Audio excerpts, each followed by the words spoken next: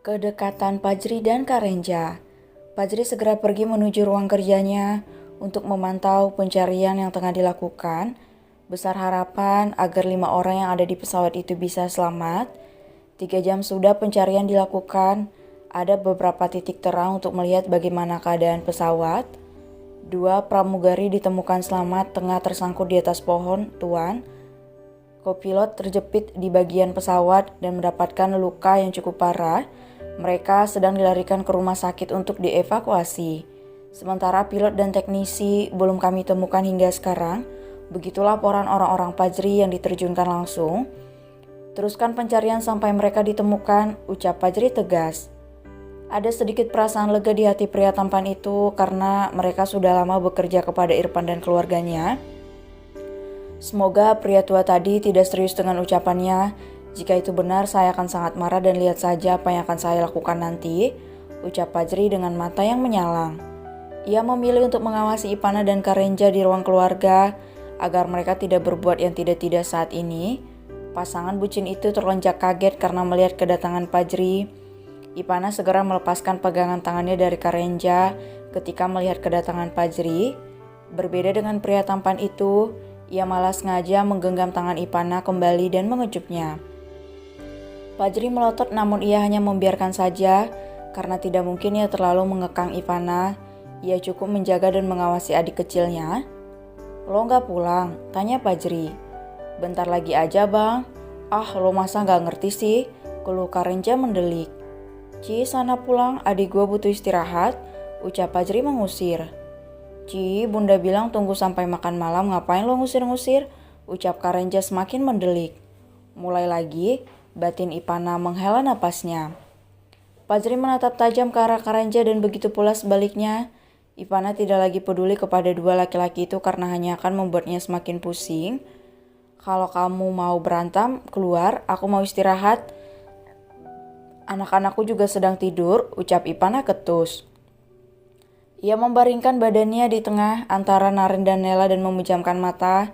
Sementara Fajri dan Karenja hanya terdiam sambil menatap gadis cantik itu. Catur, tanya Fajri. Siapa takut, ucap Karenja enteng. Dengan tenang, mereka bermain catur di ruang keluarga sambil mengawasi Ipana dan anak-anak yang tengah tertidur. Bagaimana usahamu? Tanya Fajri. Semuanya berjalan dengan baik, bahkan semakin berkembang. Bulan depan, aku akan membuka cabang baru, ucap Karenja. Bagus, bagaimana dengan orang tuamu? Tanya Fajri. Mereka sehat, bahkan sangat mendukung apapun yang aku lakukan, asal itu baik dan tidak menyalahi aturan, ucap Karenja. Bagus, apa rencanamu ke depannya? Tanya Fajri. Orang tua dan keluarga sudah hidup lebih baik, usaha juga sudah maju dan berkembang, rumah, fasilitas lainnya sudah ada, tujuan utamaku ya, apalagi kalau bukan Ipana, ucap Karenja tersenyum. Fajri mengangguk membenarkan ucapan Karenja. Bagaimana dengan orang tuamu waktu bertemu dengan Ivana? Tanya Fajri.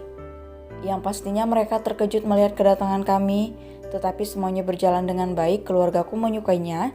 Bahkan ibu juga sering bertanya kapan Ivana pergi main lagi ke rumah. Ucap Karenja tersenyum ketika mengingat kejadian lucu mereka ketika pulang dari sana. Apa ada yang lucu? Tanya Fajri mengernyit. Ah iya, kamu tahu, jika adikmu bukan orang sembarangan, kita sampai bersembunyi dan mengendap untuk pergi dari rumah karena kedatangan para tetangga yang begitu ingin mengetahui siapa gadis cantik yang aku bawa pulang, ucap Karenja tertawa. Aih, jangan sampai itu terjadi, ucap Fajri menatap Karenja lekat. Tenang saja, semuanya masih di dalam kendali, ucap Karenja. Ajaklah keluargamu datang ke sini, ucap Fajri. Ah tentu bang, mungkin dalam waktu dekat, tetapi saya takut jika sikap ibu saya sedikit mengganggu, ucap Karenja menggaruk tengkuknya. Jangan seperti itu, orang tua memiliki cara tersendiri untuk dekat dengan anak-anaknya. Bagaimana kalau malam ini? Tanya Fajri. Apa tidak terlalu mendesak? Memang sih dari tadi ayah dan ibu sibuk menanyakan keadaan Ipana, ucap Karenja. Kesempatan yang bagus, skak, ucap Fajri memenangkan permainan. Cih, bagaimana bisa? Ulangi lagi, ucap Karenja kesal. Hubungi dulu orang tuamu, ucap Fajri. Baiklah. Karenja segera meraih ponselnya dan menghubungi sang ibunda. Ia mengatakan jika keluarga Ipana mengundang untuk makan malam di rumah ini, sehingga membuat ibu memekik kaget dan memarahi Karenja tanpa henti. Fajri hanya tertawa mendengarkan suara omelan yang sangat keras itu, namun ia mengernyit ketika mendengar ibu Karenja menangis. Sudah ya Bu, daripada ibu marah-marah, lebih baik ibu bersiap untuk datang ke sini nanti malam. Jangan sampai terlambat, atau kami akan kelaparan menunggu ibu, ucap Karenja tertawa. Anak sialan, kenapa tidak dari tadi kau beritahu? Ucap ibu sewot dan mematikan panggilan. Hah? Aku tidak sabar melihat bagaimana kamu disiksa oleh ibumu ketika sampai di sini, ucap Fajri tertawa. Ah sialan, kenapa aku punya ipar modelan begini? Senang banget lihat orang menderita. Sana bilang sama bunda dulu, ucap Karenja mendelik. Fajri yang masih terkekeh berjalan menuju kamar orang tuanya. Sebentar, mendengar sayup-sayup suara erotis berasal dari dalam. Matanya membola ketika memikirkan apa yang tengah dilakukan oleh mereka. Dasar orang tua gak tahu waktu. Astaga, batin Fajri menggeleng. Tok, tok, tok. Bunda, malam ini keluarga Eja akan datang untuk makan malam, ucap Fajri sedikit keras sambil mendekatkan telinganya ke arah pintu. Bunda, panggilnya sambil menahan tawa. Ceklek. Pintu terbuka, terlihat di sana Irfan keluar dengan wajah kesal dan badan yang berbalut batrum. Cak, kenapa kamu selalu mengganggu bang? Ucap Irfan sewot. Cak, orang tua gak tahu waktu. Untung abang yang ngetuk, kalau anak-anak bagaimana ya? Tanya Fajri berusaha untuk menahan tawanya. Cak, cepatlah ada apa? Tanya Irfan kesal.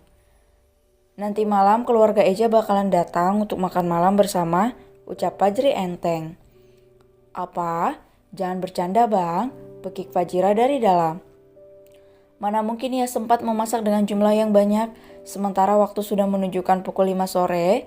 Gak bercanda bunda, Eja bilang kalau keluarganya begitu mencemaskan Dede. Maka dari itu abang mengundang mereka. Eja ada di luar untuk membantu bunda memasak, ucap Fajri langsung berlari pergi dari sana. Fajri, teriak Fajira geram. Sementara pria tampan itu tertawa puas setelah mengerjai orang tuanya. Senang banget lo kelihatannya, ucap Karenja mendelik. Lo akan paham kalau udah menikah nanti, ucap Fajri masih tertawa. Mereka kembali melanjutkan permainan itu dengan hening dan tenang. Nah, peluk, rengek Nela. Karenja yang hendak meletakkan poin malah menyenggol semua miliknya dan berantakan karena terkejut. Astaga, ucap Karenja melongo. Pup, Fajri menahan tawannya agar tidak meledek Karenja. Cak, padahal hampir menang. Ulang lagi, ucap Karenja kesal. Awas saja kalau kamu kesal dengan anak gadisku, ancam Fajri. Mana berani, ucap Karenja mengedikkan bahunya. Tak lama Fajira datang dan memboyong dua pria tampan itu untuk membantunya memasak hidangan makan malam nanti. Siapa suruh bikin janji mendadak seperti ini? Omel Fajira. Pup, kini giliran Karenja yang menertawakan Fajri. Sudah jangan tertawa lagi atau kalian bunda suruh berdiri dengan satu kaki, ucap Fajira mendelik. Ampun bunda, pekik mereka berdua. Sore itu dapur Fajira terlihat berantakan karena mereka berkejaran dengan waktu, memasak beberapa hidangan untuk makan malam nanti. Beruntung semua bahan masakan masih tersedia di dalam kulkas, dibantu dengan para asisten rumah tangga, semua hidangan dengan cepat bisa terselesaikan. Mereka segera membersihkan badan karena sudah sangat kotor. Beruntung Karenja memiliki beberapa baju ganti di kamar tamu karena paksaan dari Ipana, sehingga ia tidak perlu repot untuk membeli atau meminjam baju milik Fajri.